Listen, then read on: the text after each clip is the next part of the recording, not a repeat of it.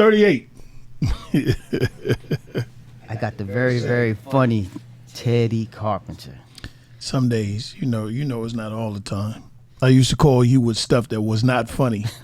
We don't want to go there. Attorney-client privilege. Hey, man, shit. Now, I know you were one of the first headliners of Def Comedy. I'm not going to let it go. I'm not going to let it go. Last week I did a show in New York State Prison. Niggas got triple-double life. That means the motherfucker died 2 times. He got to come back and do 4 more years. Right? Do somebody we know. Do Richard Pryor. And I say, yo, Slim, I ain't doing Richard. I can't even do the motherfucker. You don't do Richard Pryor, we gonna fuck you up. When I first came down here, I drove down this motherfucker 445 miles on one tank of gas. I know basketball you were good, but there were some records that were held in my high school by you for a long time. Yeah. And wish I could find all of those old tapes and records, and you know, they said they lost them. They said they packed them away. Tailback. You went to college. Elizabeth City State University. And I ain't never heard anything about your football career after that. But I know that you held some records in high school, and then you went on to play college. Yeah. But a lot of people probably. Well, by the time I got to college, I was tired. I played football since I was 6 years old. I played every sport: football, basketball, baseball, and then, you know, you just get tired, man, when you get to college, man. And when you're 165 pounds, 70 pounds, and, you know, you running up the middle, and, you know, when you go to college, they 280.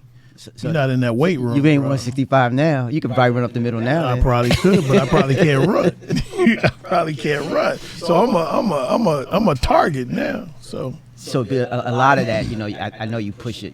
Your son now that's playing, but there's some history with you and kind of working hard and with sports. So I know that was a big part of your life, because I know you were the king also on the basketball court. I don't know what other sports you played. I you know, a lot of that I was just used to, you know, playing everything.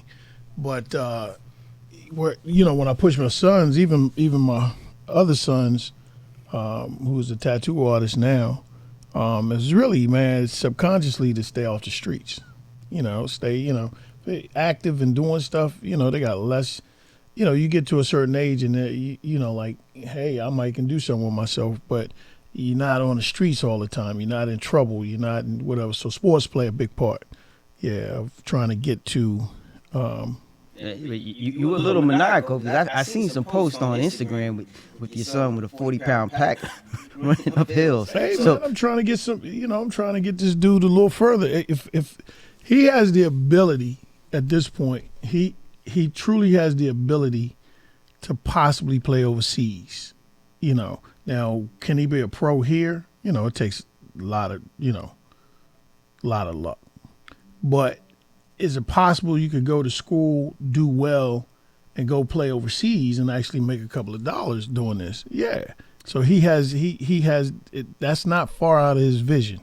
And this is not just a proud dad talking. He literally has put in the work, and he's doing well. Right. It's not like you're just puffing him up. He No. has got. Because I mean, I could tell you if he's some ass. Oh, if he's some Carpenter ass, you know, dialing it thing. up from Maryland. And don't get me wrong, every now and then he'll play like some ass. But if you put in enough work, and he has a particular skill set, like every kid has to have something to, you know, like you have to have a nucleus, and then you help build it. He could always shoot. He was a decent shooter in NBA. What is that now? You know, Steph Curry didn't change the whole game. So, you know, you have kids who can identify with LeBron. They're never going to be 6'8", 280, you know, or Shaq. You know, that's why Shaq shoe didn't sell. You know, who wants to shoot from a giant, you know? So, you know, but Steph Curry, you know, Ja Morant, you know, kids are buying that stuff, man. So where do you think that that athleticism came from, as far as you and your son, at least, you know, one of my father, of course, my father. My father was like one of the fastest. You know, it's funny because I don't think he really played sports, but he could run. Like he was a fast dude. And I can remember, He was an older man, and he lined all of us up, and he smoked everybody. I mean, he smoked. I mean, I not just beat us, smoked us. And I was like, damn.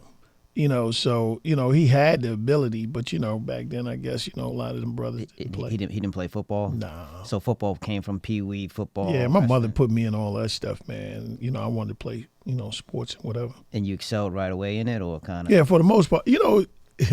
I wouldn't say right away. The funny part about it is, like, when I first played, I was a lineman. The very first year I played, I was a lineman. I don't think I ended up staying a lineman, but I was a lineman. And I didn't know no better. I was like, cool. I hope they run up my hole because I'm going to push him this way. And, I knew the little holes, 2, 4, 6, 8 on one side, 1, 3, 5, all that stuff. And somehow, some shape, form, or fashion, I don't know, in practice, they moved me to running back, and it was a natural thing. And I was running all through them boys. You get to Elizabeth City, you say you're too tired. After a while, you give up the football dream. Well,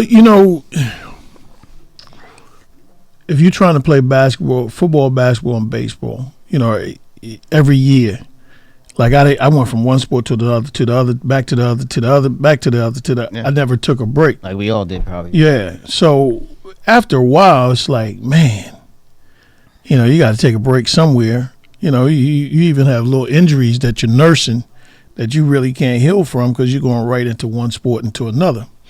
So, I got rid of baseball first. But the reason I got rid of baseball, man, became boring, man. Good God.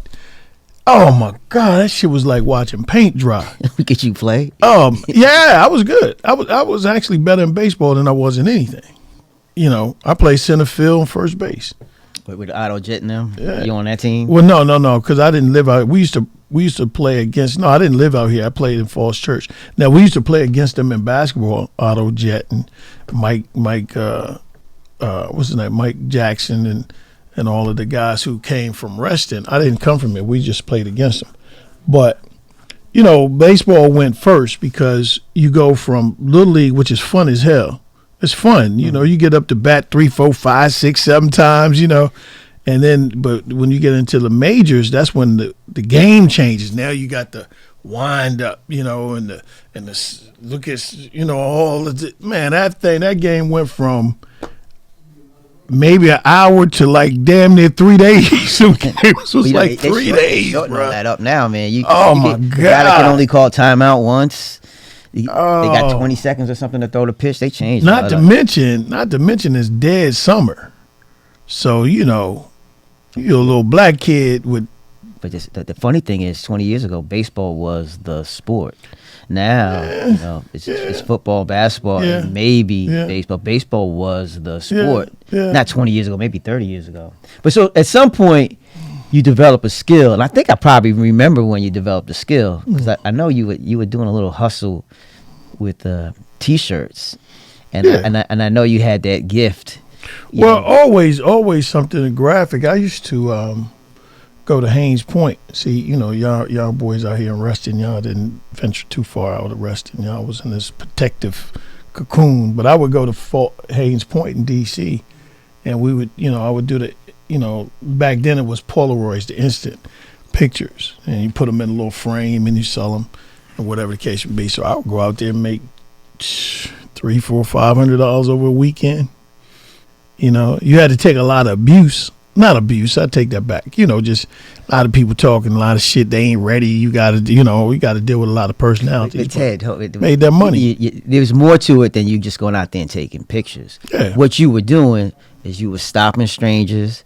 You were communicating with them. You were making them laugh. Absolutely. So there was something you were doing that I think was probably a good segue into what ended up being your trade, because you did have a gift selling T-shirts, stopping people, come here, let me talk to you, and then that would be the way you kind of interact. Yeah, but that's not everybody can do that. Yeah, no, but that's not how me getting to the stage started. It was more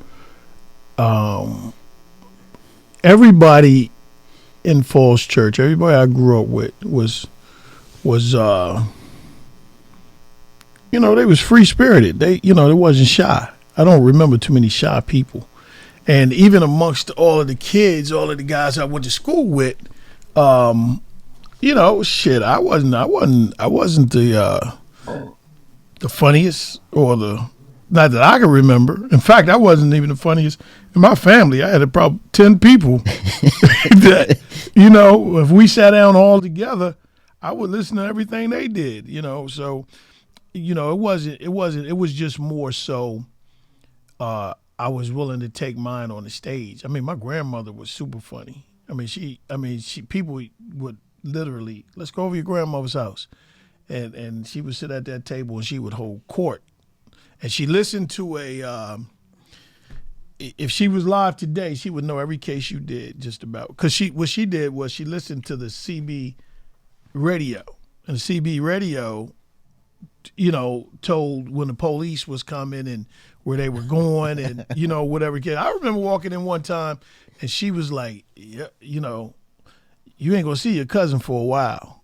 I remember making that statement. I was like, that joker got locked up. He got locked up and sent away for a while. But she heard it on the little CB radio. So you got all these funny family members. You got the gift. You don't want to admit it to me, but you got the gift of stopping and communicating with people and kind of bringing up things to grab their attention. At some point, you end up on stage somewhere, somehow. Tell us about that experience. You know, do you remember the first time you got on? I don't remember the first time, but I can remember one of the very first times was Reston Community Center. You know, I had been on stage before, but I did one of my first shows at Reston Community Center. It was a variety show. It was a number of people, and I hosted it. But it was more, I was doing comedy, and it was a variety. It was break dances, and it was, man, I don't even know. But it was sold out. And but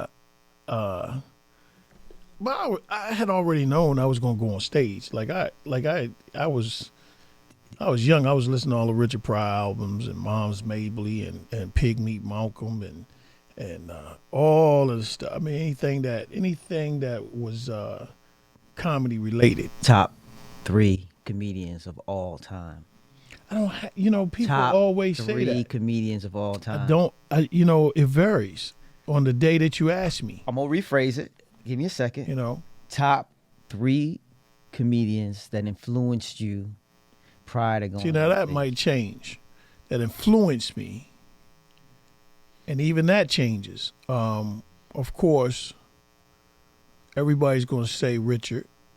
I would say Richard. I would say going on stage, it would be Richard. It would be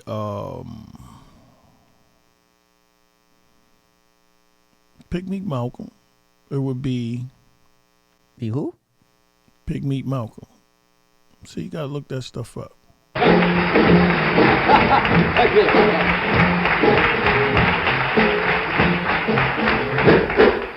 Out, get it, boy. He's a total swing. Just about ready to do that thing. I don't want no tears, I don't want no lies. Above all, I don't want no alibis. This judge is hip, and that ain't all. He'll give you time if you're big or small. Fall in line, or this coat is neat. Peace, brother. Pick up the judge, pick up the judge. Everyone show and hear the judge.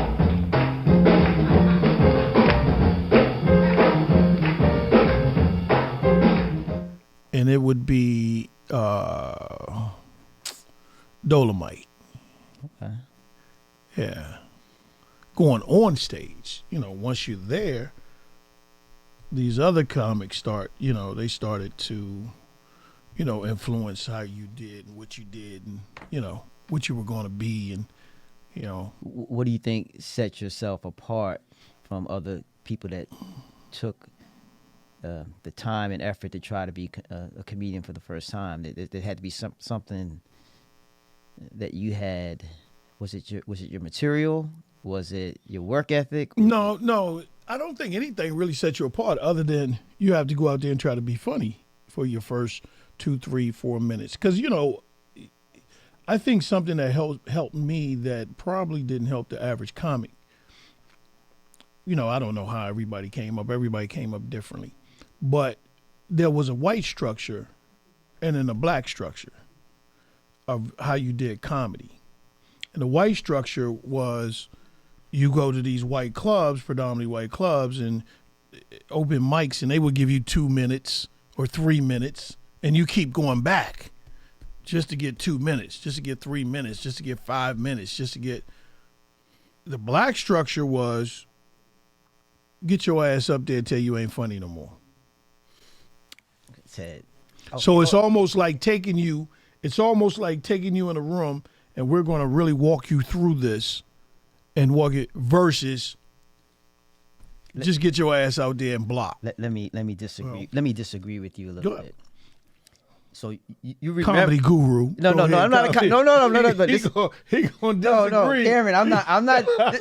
I'm trying to tell him something. Because I have firsthand experience. Okay, I watched you. Okay. You remember? Do you remember when I was in law school at University of Florida in Gainesville? Mm-hmm. You did a show for me. Oh, for real? You don't remember? No. Good, because I'm gonna say what I remember, and maybe I could refresh your memory. And the reason I don't think you remember is because it showed what kind of work ethic you had. You flew in the night before. Mm.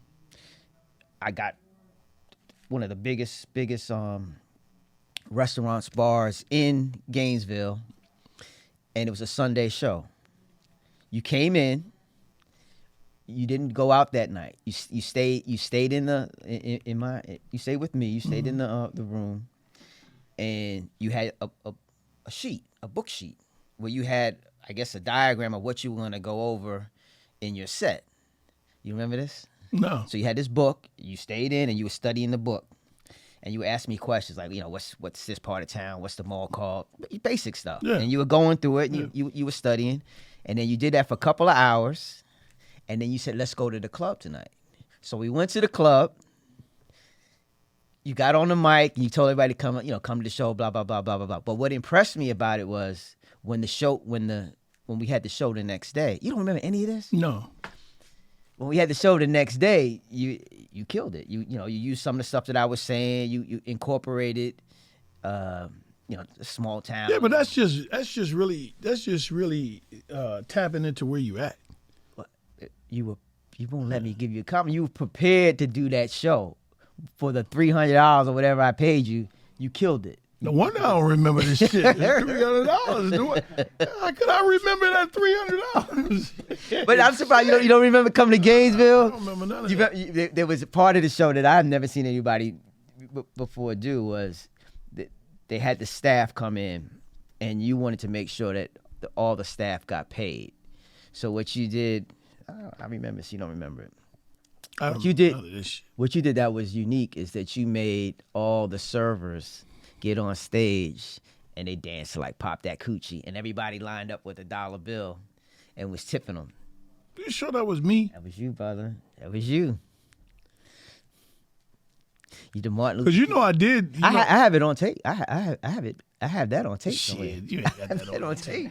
You ain't got that on tape. You know what I do remember? You don't remember coming on to Gainesville doing it raggedy show? Everything I love, man. I swear on everything I love. I'm shocked because I would definitely like to see Are you going to deny that you had a black book that you open up before the show? Well, sometimes, I mean, it varied because I'm learning. See, you got to remember, you're learning how to be a comic. So you're trying to test different stuff out to see what works better for you. Like right now, I don't write anything. Like I have nothing.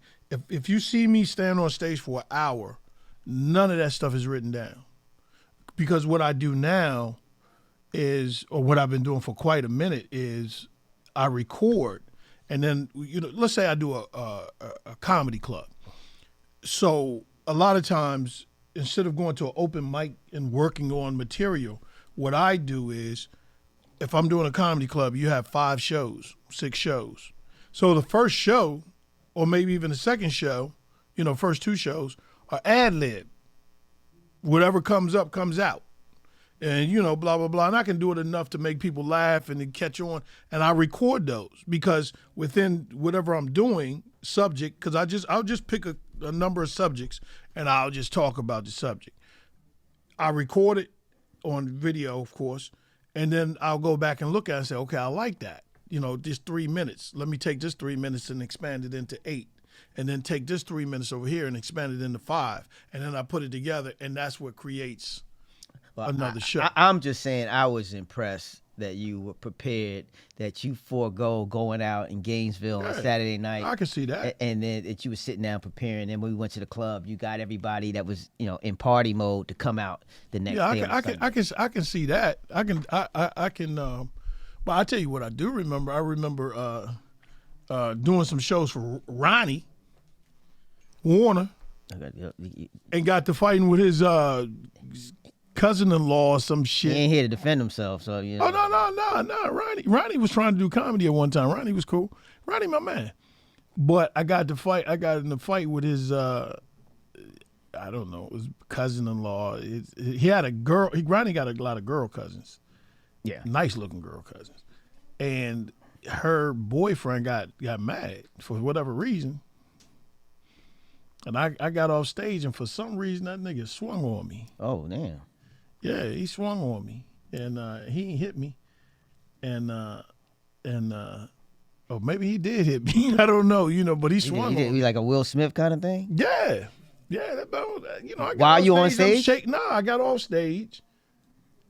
It was wild because I can't remember what his motive was. Like, he ain't seen me over there talking to his girlfriend or nothing. Like, I guess he was mad because she was laughing. I don't know. I don't even know. Does that happen a lot? Somebody actually gets mad while you're joning on them or you? It happens. But see, that's the thing. That's the thing. I wasn't joning on them. I never got into it. Like I talked about somebody, or I joned on them, or I dogged them, or whatever case, and then got in a fight with the person when I got off stage. That's never happened. It was always something that had nothing to do with nothing. Like you can literally do a show, and you can tell the couple, the dude is jealous. She's laughing too much, so he's sitting there with an attitude. And so as you're doing the show, you can like, oh, Slim got a little issue. Because mind you got to stand in front of somebody an hour. He don't want her looking at your ass for no hour. She laughing at all your jokes and and all the little shit. So he's sitting there smoldering. So it does happen. So what I want to get to, I'm going to get to it. You're going to follow my lead. Go ahead, bro. Have I not been following this lead? He won't let me finish. Nephew, have I held back on anything? Nah, you. Thank you, man. Thank you, bro. Def Comedy Jam. And then the reason I bring that up is because people may not know that this now, but when you hit that stage, I thought, oh shit, that you went from 0 to 100, in my opinion. Mm. So that day, or that process, or that invite, I'm curious, how did that come about? I mean, at some point somebody said, hey man, we're gonna need you to come on here. I mean, how did that come to fruition? You talking about how did I get on Def Jam? You got on, and when you got on, you took it to the next level. Right. But the invite, you remember the process, anything you can fill us in, because I think that took you to another. I mean, you'd have to admit that took you to another level. It moved you along. It definitely moved you along, and I could have probably worked it even better. But you're still talking about, it's like, I don't know what movie it was, man. I don't know what movie. It was in a couple of movies, but you know how, what movie was it? Was it the 5 Heartbeats or something? And they was asleep and they woke up and everybody started screaming and hollering because they on the radio. The music was on the radio. Yeah, that's kind of how it was on Def Jam. Like, nobody knew how hard Def Jam was going to hit. Like, nobody, And it's a long story behind it, the Brown brothers and Russell and them kind of got it from them, and and he took it to Brillstein and Gray and all, how it came about. And I can remember, people think I'm lying, but I'm not. And this is on everything I love, including my children. I didn't want to do Def Jam. Why? I didn't want, because I wanted to do back then. You got to realize people know what it is now. Back then it was trying to have the biggest thing that was happening was an HBO special. So to get a 30-minute HBO special, that was the thing. So that's what I wanted. So remember, I was already doing comedy and this and that and such, and I had did the Apollo, which was at the time the toughest place you could kind of go, so to speak, on TV wise, because really DC right here at the Ibex was the toughest place I've been. So when I did the anything in New York, it wasn't scary. I already came out of Death Trap, every other weekend. So, New York didn't scare me. So Def Jam was more, when they hit me, remember, a lot of people had to audition for Def Jam. Right. I never had to audition. And I think because they saw the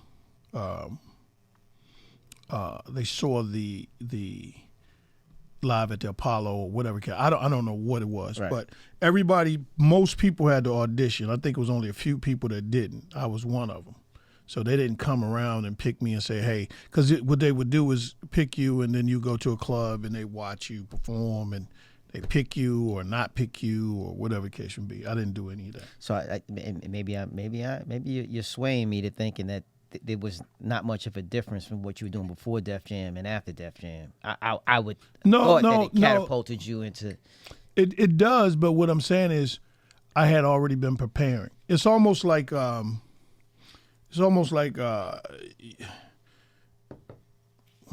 sometimes in boxing you have two great boxers, and in the process of leading up to the fight, one of them gets injured. And they're not going to stop the fight, so they get a replacement real quick. I was already training for the spot. So when I got the spot, I was, I was ready to go. Round the back, a little slow, but that's all right. And then real cool jump shot. Yeah, give me that fuck. So then I see Tyrone. I said, Tyrone, come, right? She just jumping this shit. Come here, Tyrone, come here. Come here.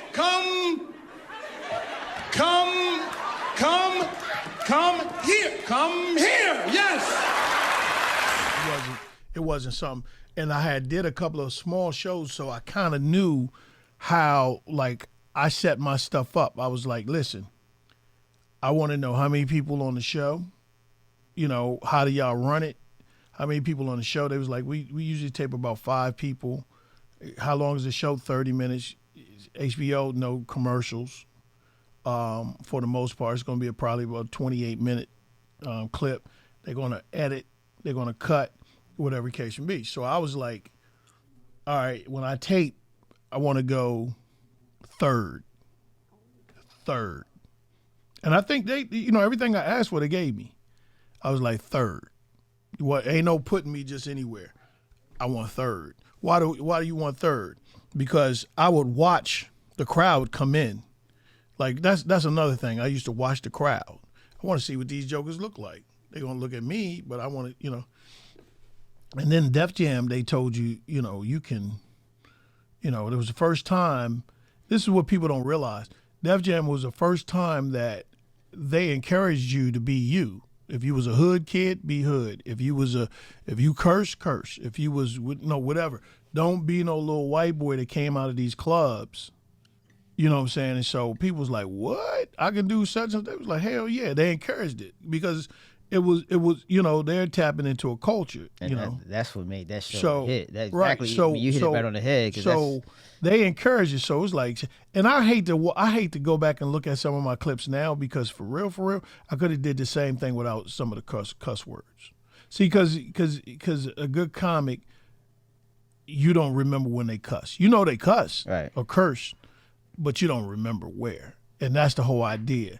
And when you just cussing just to cuss, it's a different thing. But I didn't audition, and I asked them to go up third, and they put me third. and I can remember Bill Bellamy taped the same time I did, and Bill Bellamy was the man.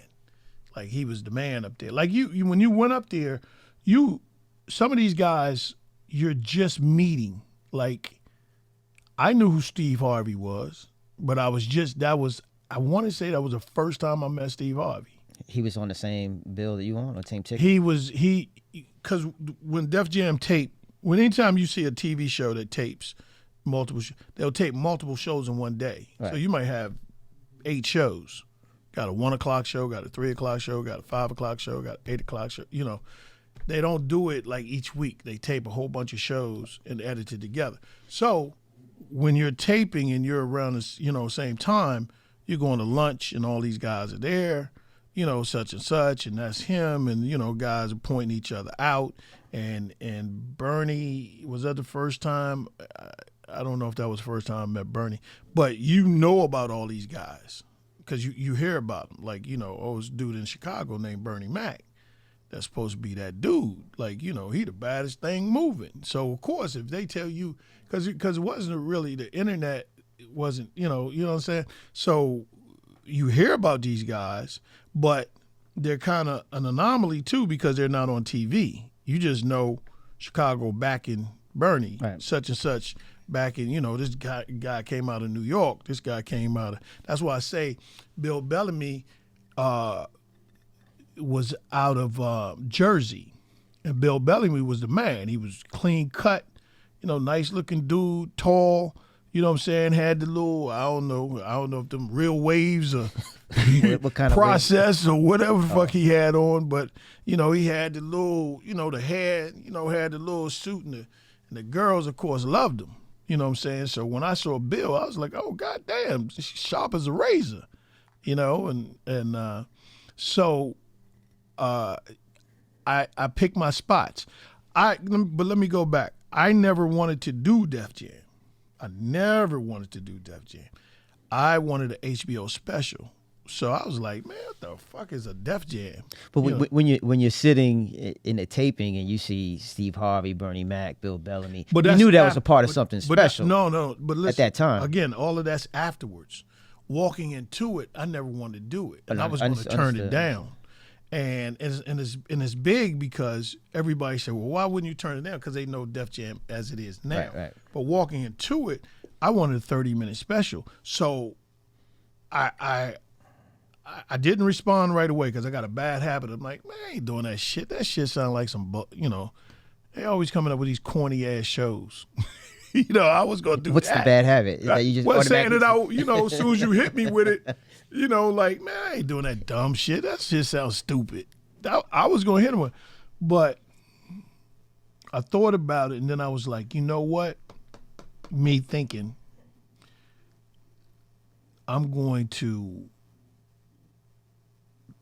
this is going to be on HBO. So 30-minute specials on HBO. There's going to be a producer or somebody there that if I do the show and show them how good I am, I can move over to a 30-minute special. That was my plan. So I said, okay, I'm going to do it. Now, mind you, the whole time I'm there, I didn't care about Bernie Mac or DL or none of them motherfuckers. I was like, how can I get a 30-minute special? So I went to the production room, and I told them, and it sounds arrogant as hell now, but you're talking about a kid, who just don't know. If you don't know something, you don't know. But I was like, listen, I'm going to get a standing ovation. And when I do, I swear on everything I love. I swear on my children. I said, I'm going to get a standing ovation. And when I do, who do I talk to about it? A 30-minute special. And that's what they did. Just what you did right there. Just what you did. In the production room, them motherfuckers was like, man, if you don't get your monkey ass up out here, they started laughing. So But that's the only reason you showed up. That's the only reason I showed up. But again, they got a production and they doing this and they thought this shit was hilarious, right? So it was a white lady with black hair, and I cannot remember her name. I wish I could remember her name. She was like, yeah, come see me. Now, I don't know if she was really truly the one or she was just trying to get me out of the room. Like, you know, like, yeah, come see me afterwards. You know, if you're going to do all that, you know, I'm the person. I said, okay, cool. That shit started. And I knew I was going to stand an ovation. Like, now that's something else I'm not going to lie about. I knew. I was 150% sure. Because, you know, I had you got 5 minutes on stage. You got 5-6 minutes. And I knew I could do rapid fire and end it with something big. Right. And good night. Comedy show, man. And oh man, I heard some be some bad women there. Man, I met a girl last week, man. She had these big ass titties. Her titties was like, BAM! I'm serious. Had this big ass. Her ass was like, just patel. That was her motherfucking ass. I'm serious. So you know when you're on the corner, you just talking shit with all your boys. You know your boys like to talk all that shit. You know. And I'm a motherfucking nigga too. You know when the niggas get together, they like to hold their shit. You know, so I like to hold my shit too. You know what I'm saying? I like to hold my shit. I like to just hold my